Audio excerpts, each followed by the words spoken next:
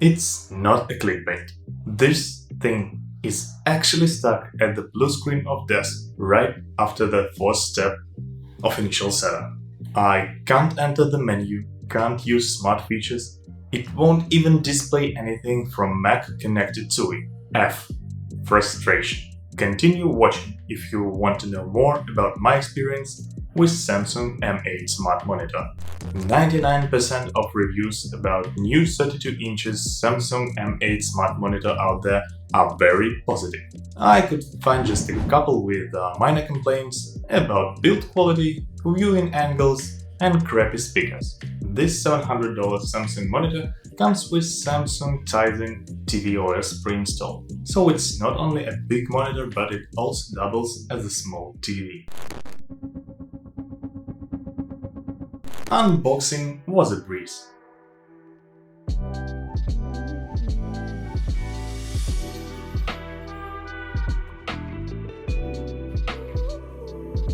The only minor issue was a screw in the stand. Don't get me wrong, it's a solid standard screw, and it needs a screwdriver. I don't know if that's a feature of more expensive monitors, but all the cheaper ones I had before had the screws with D-rings to tighten them without any tools. Please let me know if your monitor has one of those in the comment section down below, or maybe it's just me being picky. Samsung M8's design is stylish from the back. Front side is a bit controversial. White plastic chin reminds me of a new iMac. At least Samsung has a much smaller bezel on the bottom compared to Apple's product. Speaking about bezels, they are quite small and are same width on all sides except for the bottom. Thin white frame around the screen was annoying me for an hour or two at max. After that I got used to it. But I still don't understand why there's a larger gap in both top corners. Every time I look there, I immediately think that I somehow managed to crack the glass. I definitely love the remote though. It's small, pairs in seconds, works like a charm, and charges via USB-C. And thanks God there's a remote. Using control joystick on the monitor feels like you are trying to grab something underneath a fridge.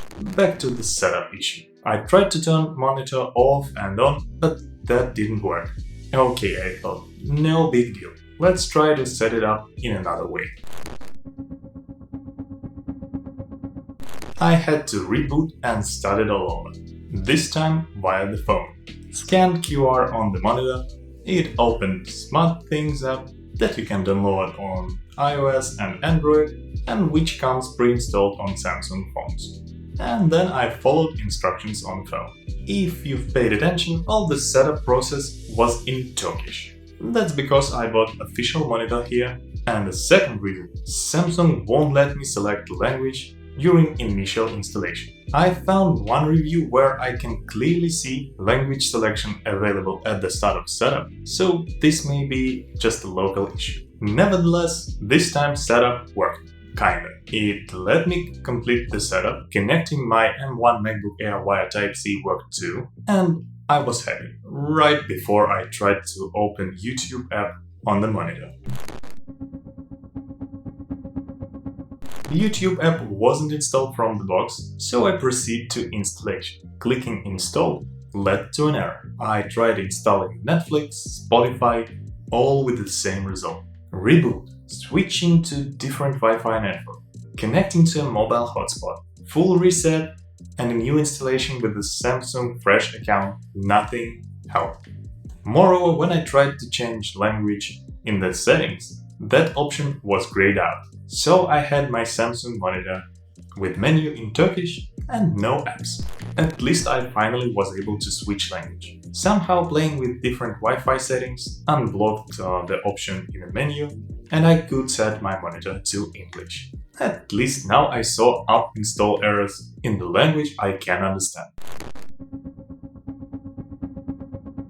Now it seems like a right time to speak about the image quality. Overall, it's nice. Nice for a VA panel. It's much better than TA panels in terms of color accuracy and contrast, but still worse than APS in terms of viewing angles and color reproduction. There are 4 inbuilt presets available, which you can further customize. Somehow movie and filmmaker presets are hidden if connected to PC. You can change the type of connected device to gaming console and all presets are available again. So yeah, if someone tells you that Mac is not for gaming, just get this monitor and turn your Mac into a gaming console. Jokes aside, with all the presets and their settings, I wasn't able to make image look 100% like on a MacBook. But I think M8 monitor is pretty close. Whites seem a bit off with that blue or magenta tint, no matter how hard I tried to tinker with white balance controls. There's a feature to auto-calibrate movie preset using your phone. I tested that and in my opinion you can get much better results by hand tuning. And despite this monitor having 99% of sRGB coverage, there's no sRGB preset.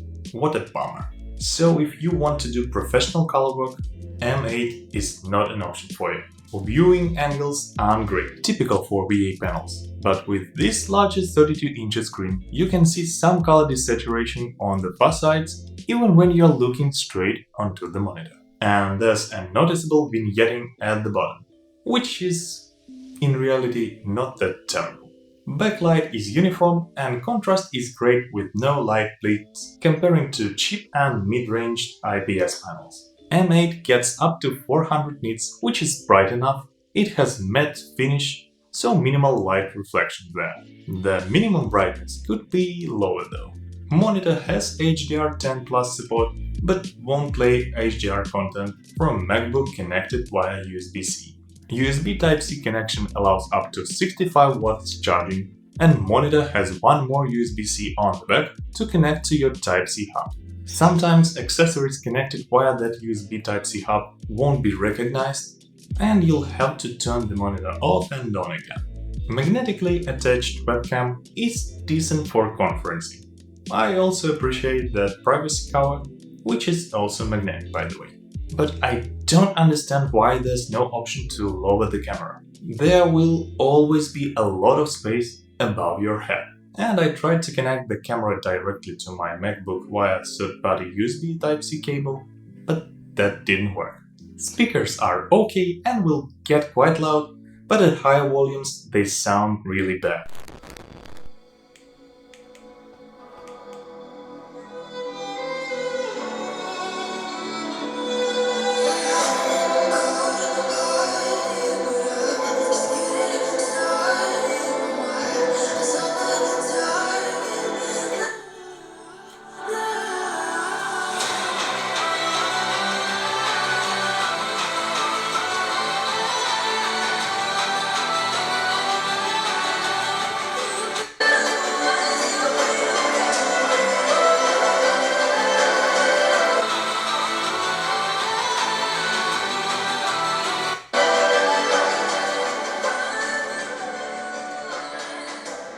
I would say 50% and lower is the sweet spot.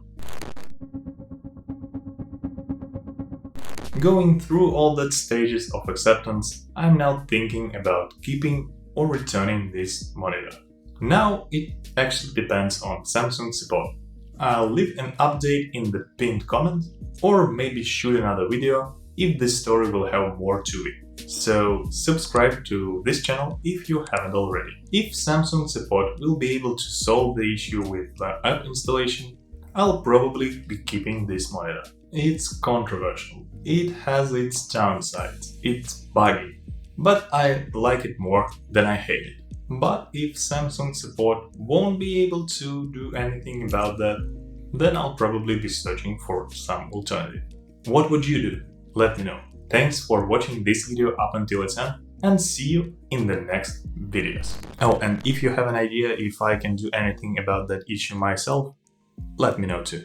Thanks.